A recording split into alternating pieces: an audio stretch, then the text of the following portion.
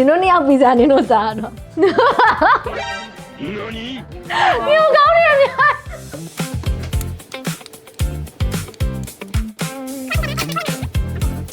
ကဲဒီမှာကြည့်ပါဦးเนาะဒီမှာဒါဟိုဟာ topping လေးစီပြီးသွားပြီပေါ့เนาะနစုစားခြင်းနဲ့နက်နက်သီးလေးတွေရော cheese လေးတွေရောအနီဝါစိမ့်နေရောပြီး sausage လေးတွေရောအကုန်လုံးပါသွားပြီခုပုံစံမစိုးဘူးပေါ့เนาะလှနေရပေါ့เนาะသူတို့နေရာတော့လှပါလေလှပါဟေးလှပါအတူတူပဲ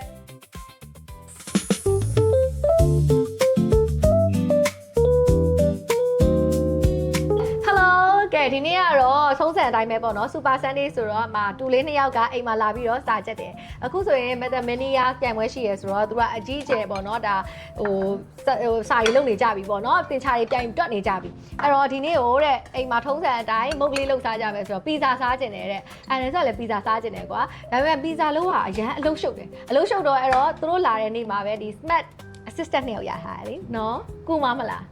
ကူမလားအဲ့တော့ smart assistant လေး2ယောက်ရထားတဲ့နေမှာလဲဆိုတော့ပီဇာလုပ်ကြမယ်ပေါ့နော်အဲ့တော့ပီဇာကတော့ဟိုနည်းနည်းအလုပ်ရှုပ်တယ်ဆိုတော့ဟိုသူတို့2ယောက်ရဲ့အကူအညီလဲလိုတယ်ပေါ့နော်ပြီးရင်အဲ့ match challenge လေးပါထည့်လိုက်မယ်ပေါ့နော်ကဲပီဇာလုပ်နေရင်တင်ချာလေးတွေတွက်ပြီးတော့ challenge လေးလုပ်မယ်လို့စိတ်ကူးထားပါတယ်ကဲနန်းစုကတော့ဒီမှာ recipe နဲ့လာတာပါအဲ့တော့ဘာလဲဆိုတော့နန်းစုအရင်တော့ပီဇာကိုတင်တန်းတက်ဘူးပဲပေါ့နော်ဒါပေမဲ့အခုကမေ့သွားပြီဆိုတော့ဟိုဟာတီမို့စီမှာပြန်မေးထားရပေါ့နော်နှွေးထားတယ်ဒီနေ့ပီဇာလုပ်မှမလို့တီမို့လေးပြန်ပြောပြပါအောင်ဆိုတော့နှွေးထားတယ်အဲ့ဒီဟာကိုနန်းစုကဒီထဲမှာ recipe ကြည့်ရင်လုပ်ရင်းနဲ့လုပ်သွားမယ်ပေါ့နော်အဲ့တော့ဘာပဲပြောနေဆိုကိုလည်းအဲ့လိုနဲ့ဆိုလိုတဲ့အချိန်ထဲမှာမေးတိုင်းပြောပြပေးရတီမို့ကိုလည်းကျေးဇူးတင်ပါတယ်ကဲပီဇာလေးစားလိုက်မယ်ဘာတွေပါလဲဘာလေးပါတယ်ဒီက mozzarella cheese ဒါ yeast yeast ပါပြီဟုတ်ပြီဒါဟိုနက်နက်သီးပါပြီဒါ bell pepper ဟုတ်ပြီဒါပါလဲဂျုံဟို sausage ကဲအစုံမီလားတီစစ်လိုက်မယ်နော်စားရည်တကြားကြီးပါပြီလားပါဟုတ်ပြီစားရည်တကြားပါပြီ okay cheese ပါပြီ okay ဒီက sausage လည်းပါတယ် sausage လည်းပါ bacon လည်းပါတယ်ကဲ bacon ဘယ်သူကြိုက်လို့ထည့်တာလဲမီကြိုက်နင်တို့2ယောက်ကြိုက်တာ2ယောက်လုံးကြိုက်လို့ထည့်တာ2ယောက်လုံးကြိုက်တော့သူက bacon ထည့်လိုက်သေးတာနန်းစွာကြာဒီနေ့ကိုနန်းစွာ cheese နဲ့နန်းနက်သီးနဲ့ပါရပြီဒါလည်း cheese ကြိုက်တယ် sausage ရယ်နန်းနက်သီးရယ်နန်းနက်သီးရရှိရ cheese လည်းရှိရဆိုတော့ Hawaii pizza လေးလုပ်စားကြမယ်ပေါ့နော်နင်တို့က bacon ကြိုက်တော့ bacon လေးထပ်ထည့်လိုက်ပေါ့ကဲအဲ့ဆိုစားကြမလား ready လား yes okay ready လားစ pizza ကပထမဦးဆုံးငါတို့ဂျုံတို့အဲ့ဒါလုပ်ရမယ်ဆိုတော့ကဲ recipe ထဲမှာကတော့ဒီဆိုတော့ကွာအခုကတော့ pizza တစ်ချက်ပေါ့တစ်ချက်တော့မလောက်ဘူးထင်တာပဲဒါဘာလို့တစ်ခါကျရုပ်တရက်တငယ်ချင်းတွေပါရောက်လာရင်လည်းကျွေးလို့ရအောင်ငါတို့လည်းမလောက်ရင်စားတယ်အေး2ချက်လောက်လုပ်မယ်အဲ့တော့တစ်ချက်မှာဒီခွက်လေးတွေပါတော့ဒါကတော့ဒီခွက်ဆိုလို့ရှိရင်ဒီခွက်ကဟိုလောက်125 gram ရှိရယ်နောက်တစ်ခွက်ကကြာတော့29 gram လောက်ရှိရယ်အဲ့ဒါတစ်ချက်စာအတွက်နှစ်ချက်စာဆိုလို့ရှိရင်ဘယ်လောက်304တော်လိုက်တာကွာကဲအခုတတအရင်ဖြေလိုက်တာဆိုတော့တတလိုက်အတူပဲလားရေတော်တယ်နှစ်ယောက်စလုံးအရင်တော်တယ်နော်ကဲငါရုပ်တရက်မိလိုက်တာရရဟာသူတို့အထင်သေးလို့တော့မရအောင်နော် short တွက်လို့တော့မရအောင်ကဲဒါဆိုဂျုံထည့်မယ်နော်ကဲဒီဟာလေးကတိုက်ချလိုက်မယ်okay ရပြီအခွက်ဂျုံပြီးသွားပြီစားတဲ့ကြားဇွန်းရောအေးဟုတ်တယ်စားတဲ့ကြားထည့်မယ်စားထည့်မယ် yeast ထည့်မယ်ထောပတ်ထည့်မယ်နိုးစီထည့်မယ်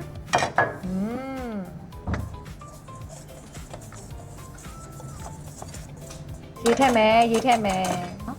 โอเคရပြီကဲအဲ့ဆိုမှွေမယ်နော်မှွေမယ်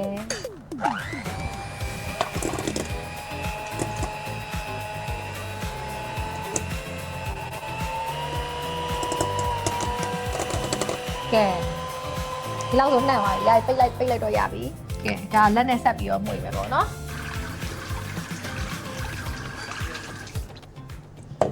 ကဲရတော့မယ်နော်စူးစားထားလို့နှံ့နေအောင်နေမှရမှာ yes ကဲမတို့တစ်လုံးတော့ရပြီ yay ကဲရပြီပေါ့နော်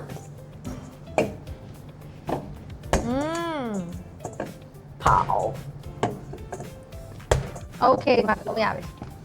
ပီဇာတစ်ချက်စာအတွက်ရပြီနော်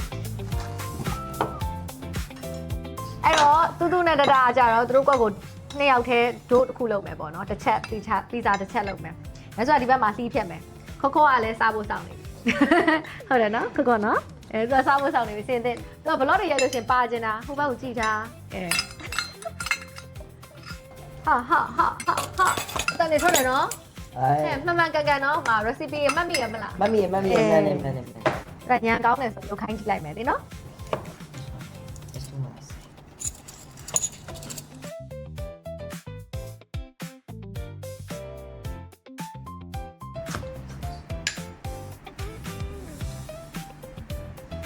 โอเคလား Okay. ဘယ်ရီရောက်သွားပြီလဲရေးထည့်ပြီးပြီလားထောပတ်ထည့်ပြီးပြီလားတို့စီထည့်ပြီးသွားပြီလား ဟုတ်ပါရှင် ဒီနေ့ကတော့ပီဇာလုံးမှာဆိုတော့လက်ဆေးထားရနော်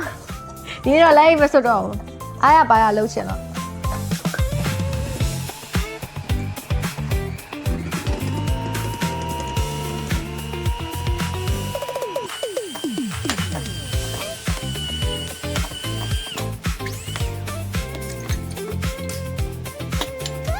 မစိုးဟာပုံလေးတော့ပေါ်နေပြီတော်တယ်သူတို့နှစ်ယောက်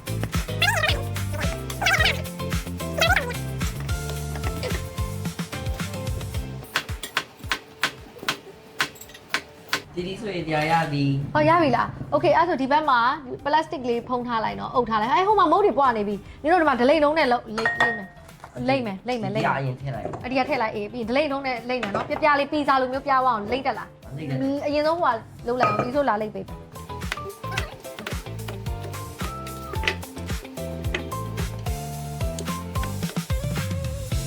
ဲ့ချင်းနေအေးဟိုပြဂျုံမုံလေးအနေနဲ့ထည့်ပြီးတော့ပြလိုက်အဲ့လိုအဝိုင်းပြားလေးဖြစ်အောင်လို့နော်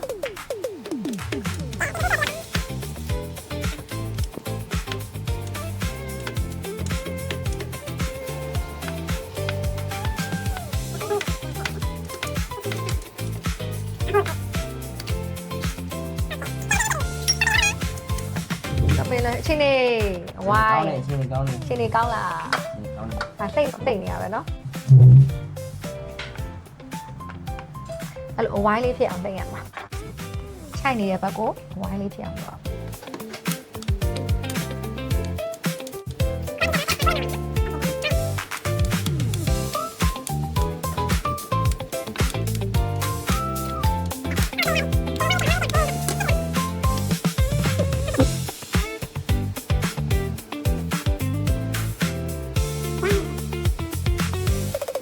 ကဲနောက်တစ်ခုကိုခုနလိုမျိုးပြမယ်။ရောလောက်လက်ဒီမှာတပြားတော့ရနေပြီပေါ့နော်။ပီဇာတပြားကတော့ရနေပြီ။နောက်တပြားလိမ့်နေရပေါ့နော်။နောက်တစ်ချက်နှစ်ချက်ကိုပြိုင်တူ topping ထည့်မယ်ပေါ့နော်။ပြီးတော့တစ်ခါတည်းဒီမှာ Averne ကိုထည့်မှာဆိုတဲ့အခါကျတော့နှစ်ချက်တူတူလေးပြီးသွားအောင်လို့။ Okay ဟုတ်ပြီ။ဝိုင်းလေးဒီလိုမျိုးလေးဖြစ်အောင်လုပ်နော်။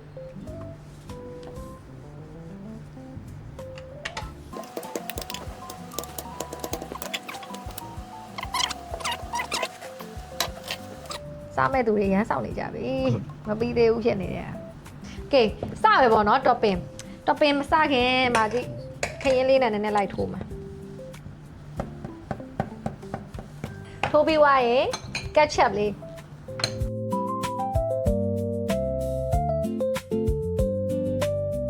โอเค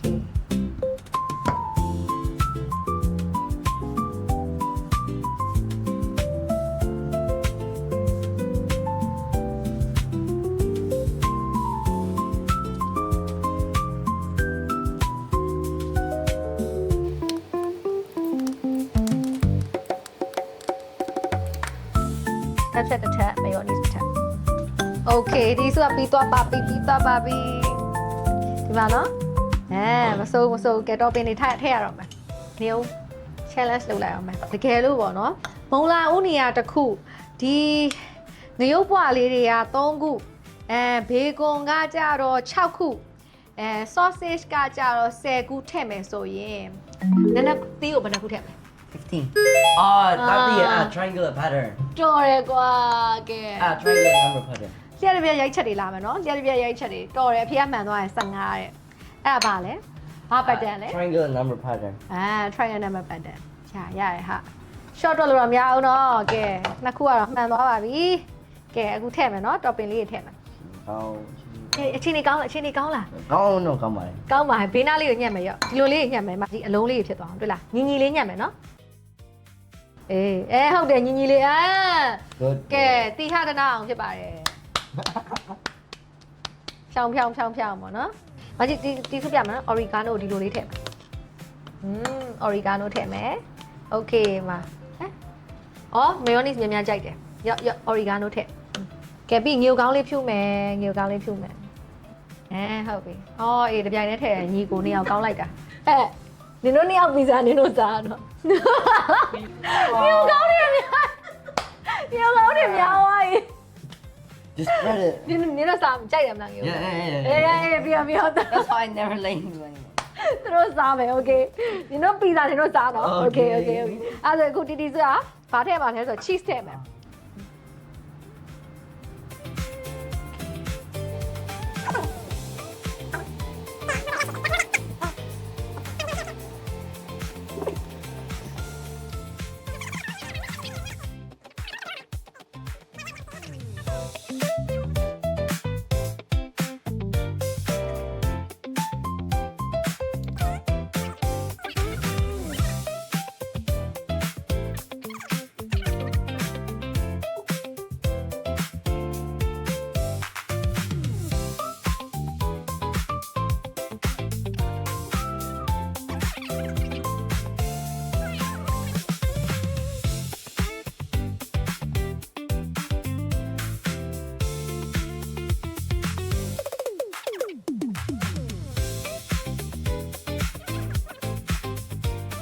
ဟာတော်တော်လှနေပြီเนาะဟဲ့နင်တို့ဟာအခြေအနေဘယ်လိုလဲ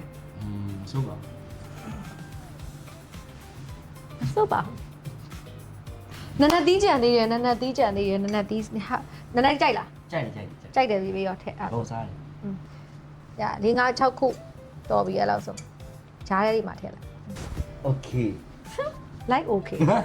မပဲသူ သူ့နဲ့ဆိုတာ like okay နဲ့ကဲဒီမှာကြည့်ပါဦးเนาะဒီမှာဒါဟိုဟာ topping လေးစီပြီးသွားပြီပေါ့နော်နစုစားခြင်းနဲ့နနက်သီးလေးတွေရော cheese လေးတွေရောအနီဝါစိမ့်နေရောပြီး sausage လေးတွေရောအကုန်လုံးပါသွားပြီခုပုံစံမစိုးဘူးပေါ့နော်လှနေရပေါ့နော်သူတို့နေကတော့လာပါလေဟေးလာပါအတူတူပဲ okay အဲ့ဆိုငါတို့က cheese extra cheese မလား cheese များလေးစားကြမယ်အဲ့တော့ cheese ထပ်ထည့်မယ် share ထည့်မှာ cheese ကို ဒီစုနေပဲတားမြန်လာတယ် ရောတီစုနည်းနည်းပဲတဲ့ဆိုတာတွေ့ကဲ share ပဲဟေး cheese နဲ့လုံးဝ extra cheese pizza ပေါ့နော် share ရမှာကွာသိရမလားလုံးဝ share ကြီးလာမယ် share ကြီးရပြီအထက်ကတက်ချိုင်မပေါ်ဘဲနေဦးမယ်ပပလေးပဲဖြူလိုက်ကဲပြီးပါပြီအဲ့ဆိုလို့ရှိရင်မုတ်ဖို့ပဲကြံတော့တာပေါ့နော်အခုနစုတို့ရဲ့ပေါ့နော်ဒါနောက်ဆုံးအပိုင်းကိုရောက်လာပြီပေါ့နော်စိတ်လှုပ်ရှားစရာကောင်းလာပြီပေါ့နော်ဒီပီဇာတွေကမုတ်ဖုတ်လိုက်တဲ့အချိန်တိုင်းပီဇာဖြစ်မဖြစ်ပေါ့နော် ဖြစ်ပါပါ ဖြစ်ပါသူယုံကြည်မှုရှိရโอเคအဲ့တော့ဒီမုတ်ဖုတ်ဆက်ကကြတော့ဘယ်လိုသုံးရလဲဆိုတော့တူရေးသိလားဒီမှာ250နဲ့ပဲဒီစုကဖုတ်မယ်ပြီးသွားလို့ရှိရင်ဒီမှာအပေါ်အောက်ဒါမီးအလင်းရောင်ဒါအောက်ပဲဒါအောက်ပဲပေးရဒါအပေါ်အောက်ပေးတာအဲ့တော့အပေါ်အောက်ပေးထားပြီးတော့10မိနစ်ဘာမှမဖုတ်ခင်အရင်10မိနစ်ပေးထားလိုက်မယ်ပြီးသွားရင်ဒီစုတို့ထည့်မယ်နော်တောင်းဆိုပြီးသွားပြီစားနဲ့စားထည့်လို့ရပြီအဲ့ဒါ15မိနစ်20လောက်ဖုတ်လိုက်ရင်မဟုတ်ရပြီကဲရပြီ Okay ကဲလက်ပူမယ်နော်အပူပေးထားတဲ့အာဗန်ကိုဖွင့်တယ်ကဲအားဆိုတော့တူတဟာပဲအပေါ်မှာလားအောက်မှာလားအပေါ်မှာโอเคထည့်လိုက်ပါလက်ပူမယ်နော်တတိထားပြီးတော့ထည့်ပါ250ပြီးရင်အောက်ကို10မိနစ်ရင်ပေးမယ်အောက်မီးကိုဟုတ်တယ်10မိနစ်ရင်ပေးမယ်ပြီးသွားတော့မှအပေါ်အောက်နော်ကဲစောင့်ကြမယ်တူတကြီးပါရပြီဖွင့်တော့မယ်မြင်လာကြည့်ပါကဲအရင်ကြီးကုန်ပြီနော်ဘလို့ပုံစံထွက်လာမယ်မသိဘူးဒါတူတူတဗီဇာပါပေါ်ထက်ကဗီဇာဖြစ်ပါတယ်ကဲတူတူတရပါပြီကဲတူတူတရပေါ်ထက်ဗီဇာပါလဲဆိုအပေါ်မှာမီးတင်းများပါတယ်မီးတင်းများပါတယ်နော်ကဲဒီကတော့အောက်ထက်ကဗီဇာဖြစ်ပါတယ်အောက်ထက်ဗီဇာလေးကဲဒီမှာချက်ဒါလေးက cheese လေးနဲ့လှတော့ဘာလဲဟုတ်တယ်လေဒါတူတူတကဟာလေဒါတီတီစုဟာလေဒီကချစ်စရာလေးဒီမှာ cheese လေးကဲဖွေးချိုင်နေရပဲเนาะ ကဲအရန်အောင်နော်ဒီမှာမှုေးကြိုင်နေပြီအရန်အောင်မှုေးကြိုင်နေပြီမီးလေးနည်းနည်းများသွားတာလွဲလို့ပေါ့နော်ဒါပေမဲ့တော်တော်ကောင်းမဲ့ပုံပါပဲဒီဟာလေးကတော့ cheese လေးကဣနေတဲ့ပုံစံလေးနော်ကဲအခုငါနင်တို့ကိုပြောမယ်ပေါ့နော်ငါနင်တို့မိကုန်းတစ်ခု challenge တစ်ခုထပ်ပေးလိုက်အောင်မယ် Okay. အခုလူ8ယောက်ကပေါ့နော်ဒီ pizza ကိုအညီညစားမယ်ဆိုလို့ရှိရင်ဒီ central angle တစ်ခုစီကိုဘယ်လောက် degree နဲ့ဖြတ်ရမလဲပြောင်းမြဲ 45 degree. ဟိုဒီကဘာဖြစ်လဲ Central angle 360 divided by 8 45 degree. အော်အဲ့လိုဟာတော်လိုက်တာကွာတူတူပဲ Bye bye. တော်တယ်သူကနော် short တော့မရဘူး challenge 3ခုဟိုရက်ရက်မေးချလိုက်တာ3ခုလုံးဖန်တယ်တော်တယ်လားအခုရှစ်စိတ်ဖိုင်းနေနော်ဒီရောက်စားမယ်ကဲရဟောင်းမွေးနေအရန်ပိုင်းစာဝါရန်စားချင်တယ်မလား Sergeant. ရန်စားချင်တယ်ကဲဒီမှာရှစ်စိတ်ညီညာပိုင်းပြီးသွားပြီနော်ဒါ3ယောက်ပြီးစားမယ်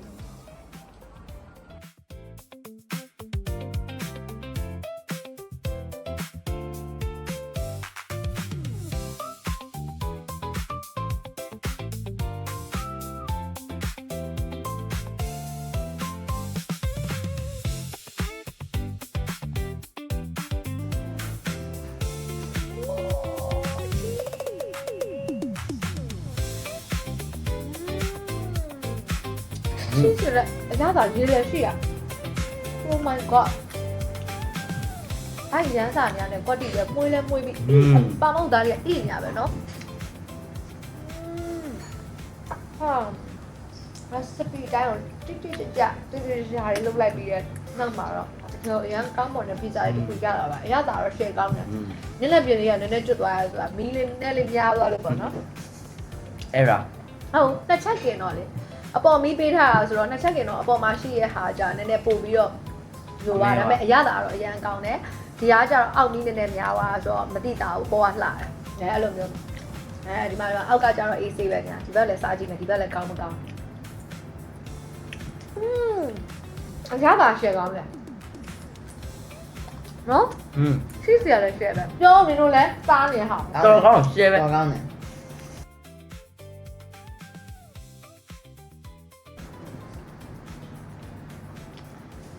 argument ဆိုတာကဒီ